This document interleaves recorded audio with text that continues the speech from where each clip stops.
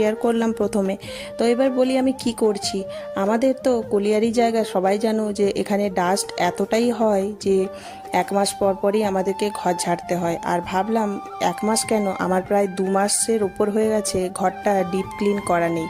তো ভাবলাম যে একটু ঘরটা ডিপ ক্লিন করা যাক, কারণ না করলে না নিজের মনটা একদম ভালো লাগছে না। কদিন ধরেই ভাবছি যে একটু ডিপ ক্লিন করব, কিন্তু সময় হয়ে উঠছে না, ডেলি ডেলি কাজ থাকছে। আর এটা ছিল কালকের ভিডিও, রবিবারেই ভেবেছিলাম করব, কিন্তু